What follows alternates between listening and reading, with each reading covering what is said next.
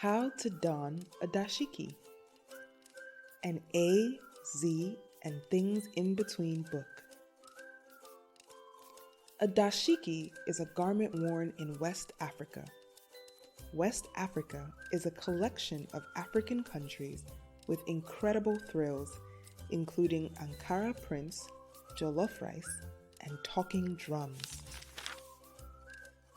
1,001 ways as far as I can see that you and I can don or wear a dashing dashiki. Because the way you wear it is just as important as all the attractive colors and patterns it takes to form it. There's blue, there's black, there's green, there's gold. There's practically every color of the rainbow. Pick the one that matches your smile, then listen up for this lesson on style.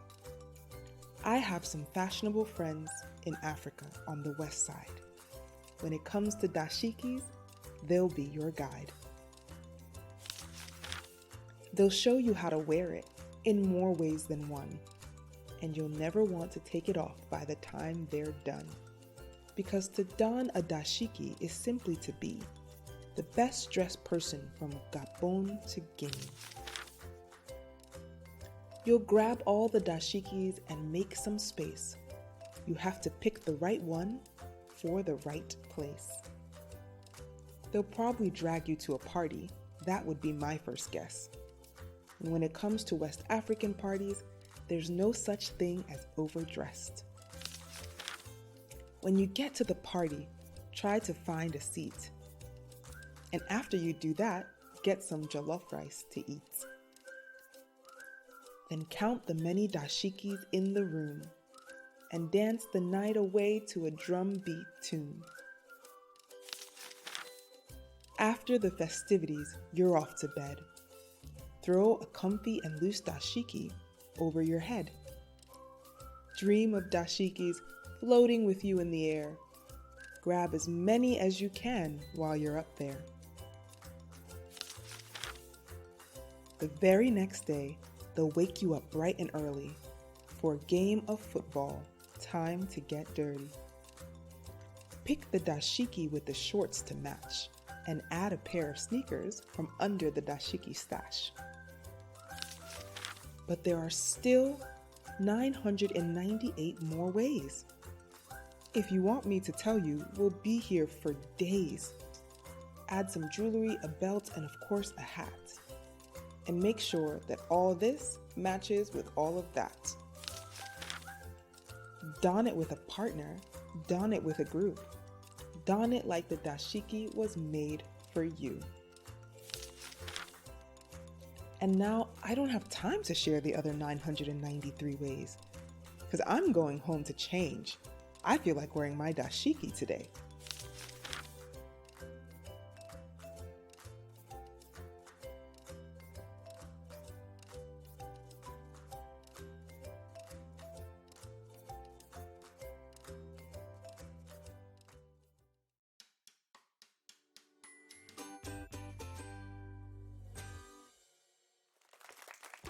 How to fill up on fufu, an A, Z, and things in between book. Fufu is a staple food from countries in West Africa.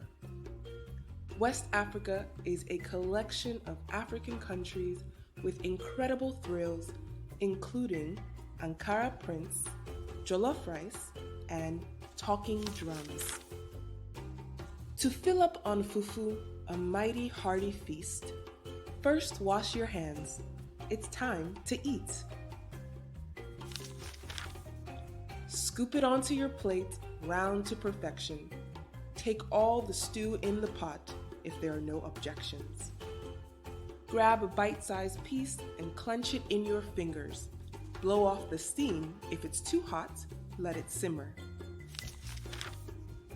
Dunk it in the stew and then haul it right back out. No time to waste. With no delay, plant it in your mouth. Taste the warm, gooey goodness as it rolls down into your belly. Then repeat all the steps. You're getting full already. Wash it down with some malts to drink, and once you finish licking your plate, you'll probably be too full to get up. You'll wonder what you just ate. There are lots of special things inside the fufu that goes inside you. And these special things are especially different in each place that you travel to. Sometimes you'll find the fufu you fill up on is made of corn flour. It's fluffy and smooth, and to get it done right, it takes about an hour. Add just enough water and mash until it gets thicker and thicker. Then swallow it up and bite after bite, watch your tummy get bigger and bigger. Sometimes you'll find the fufu you fill up on is full of mashed plantain.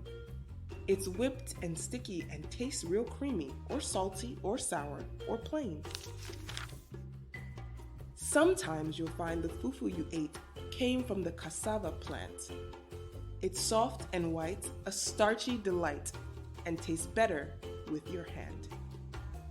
That plant was plucked and peeled and sliced and boiled and pounded in a mortar. Specially pounded to fill you up and make you a proud fufu supporter.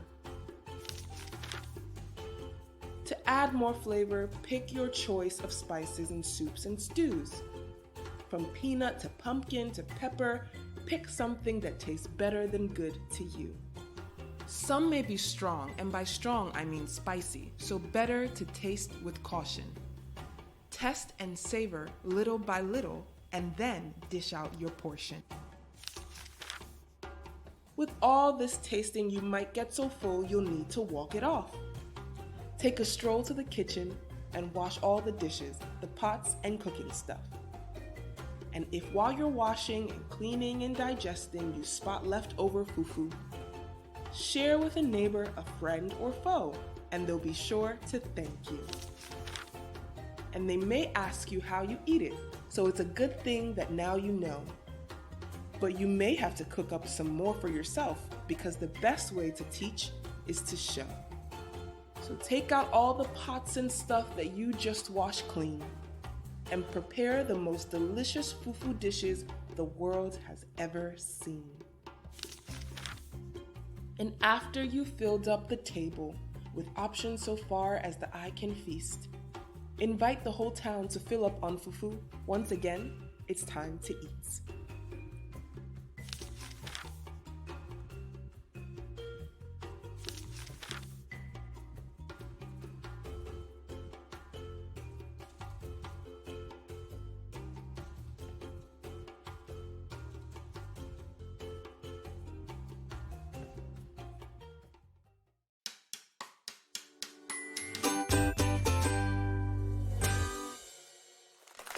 How to Arrange Your Azonto, an A, Z, and Things in Between book. Ghana is an African country with all sorts of wonderful wonders, including kente, fufu, and krobo beads. Of all the dances in the world you must know, there's none more special than the azonto. And if you happen to pass by Ghana, you'll probably see 1 or 2 persons with this special in their feet. From there, the beat will grab you and the rhythm will make you happy. The song will turn you fuzzy inside. The azonto will catch your fancy. And because they already knew you were going to ask, they'll show you how to do it. It's easy, but fast. First things first, it's all about the face. A little mystery mixed with jolly and a touch of, I'm about to raise the roof off this place. Moving right along for what's coming up next, you'll need shoulders and elbows, so you might want to stretch. Your arms will go one way and your hips will follow. You'll laugh, you'll shout. That's the azonto motto. Your legs will step from left to right. Your shoulders will join in, their movements ever so slight. And if you hadn't noticed before, you will now. Your hands and knees just so happen to match the beat. Up and down, up and down, up and down, up and down. At last, add in your own specialty, a fist or a hair flip. And if you're feeling extra jolly, throw in a jump and a kick just to show them your hip. With that down pat, the basics are done, but you'll only be halfway there. It's time to show off your moves and make mama proud. Show the people your Azonto flair. But if you're going to perform, you absolutely must look the part. Search a street market for some bright threads to wear because this dance is art. And if perchance the beads to match are actually a tad bit pricey, show the shop owner your Azonto skills and you just might get them for free. Now that you're all dressed up looking fine and fly and all ready to go, you'll need to look around and ask someone for some drums and a stereo. And if the people you ask from know how to sing and dance, ask them to be your backup and they'll really be your #1 fans. And as you make your way into town to put on the best show ever, you may be stopped by the aroma of kelewele. There's really nothing better. Grab as many of the plantain as you can because they're finger-licking good. Besides, Azonto on an empty stomach? No one ever should. And once you finish that, it will finally be showtime. You and your crew will gear up shoulder to shoulder, dancing Azonto in a line. At that exact moment, you'll smile, you'll start to feel it. That very same special in your feet, and your dance will soon reveal it. Not too long after, the people passing will slowly start to gather. They'll shout, they'll cheer. Chale, look over there. See this Azonto master.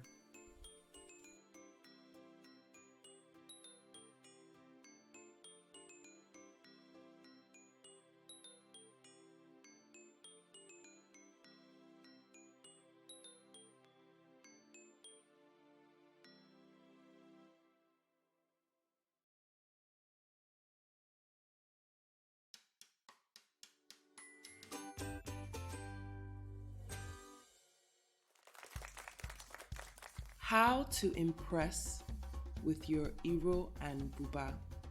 An A, Z, and things in between book.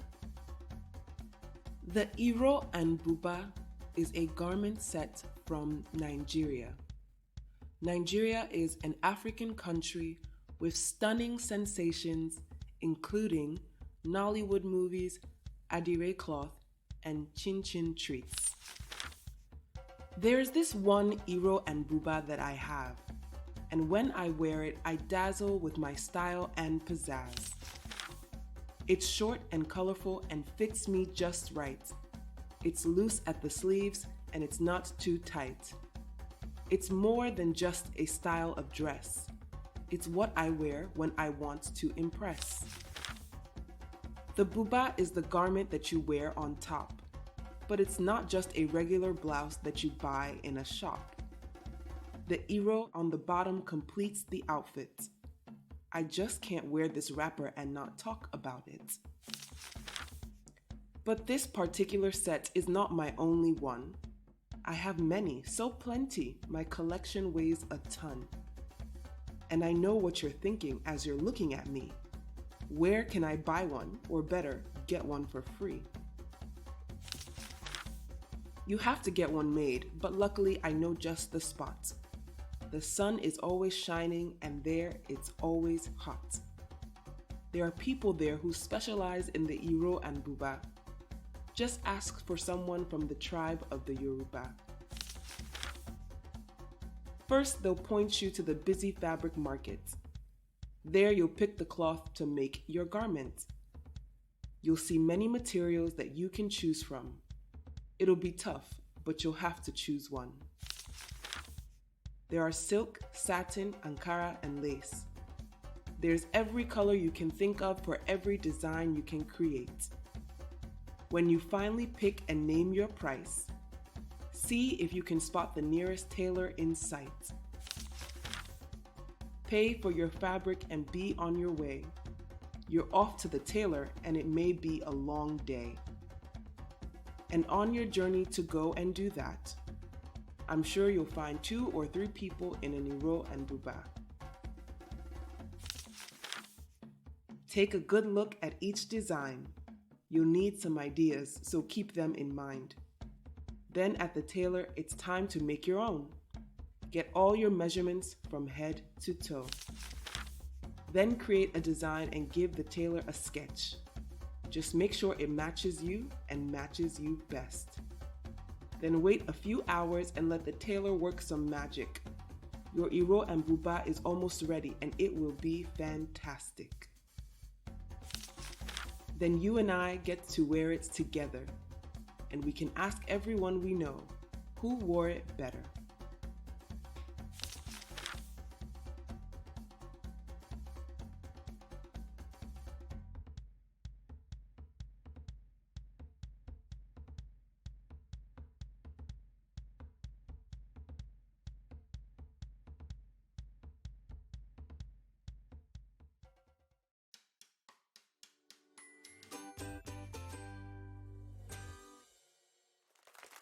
How to Master the Mbira, an A, Z, and Things in Between book.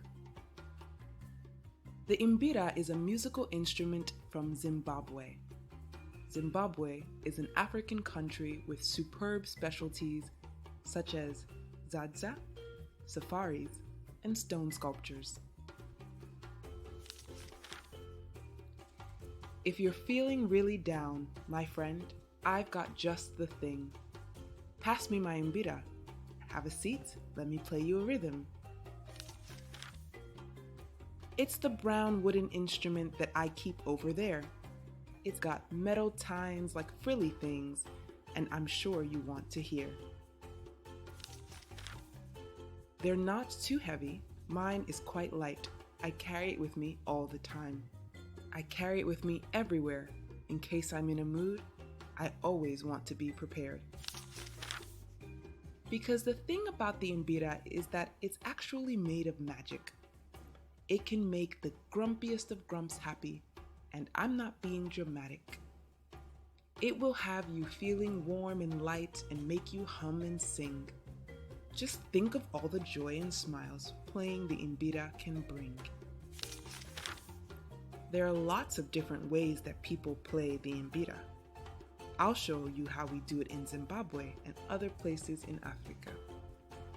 Now, once I've finished playing it, I'm sure you'll want to be a master. So pay attention now and save all your questions for after. First thing to do is to make sure your thumb is up and ready to go. You'll use them so much you'll see why they call this the thumb piano. Hold the mbira in your hands and pluck it with a thumb. Listen to the sound of each tine. Listen one by one. Keep those sounds in your head, the sound that each tine makes. And try your hardest never to forget. No sound is ever a mistake. It kind of sort of sounds like a bell, except this sound is way better. And if you master how to make this sound, it stays with you forever. The tines will vibrate off your thumbs and buzz a harmony. And then I'll add in a song. Try to sing with me. We'll sing a song that matches each tine's key. The keys are numbered 1, 2, 3 and sound like do, re, mi. When you play this little instrument, it'll only take a little while for you to feel bubbly, for you to start to smile. Each song and tune tells a story like the one I'm telling you now. And when you hear that story, it's simply impossible to frown. And you cannot tell it alone. Oh no, the mbira brings people together. And everyone gets to tell their own story, whether you're from here, there, or wherever. And you cannot play it alone. Oh no, the mbira is for both you and me. Because once we learn how to play it together, that's how you get mastery. And once you've mastered the mbira, always carry it along. You'd be surprised how you can change your mood with an mbira and a song.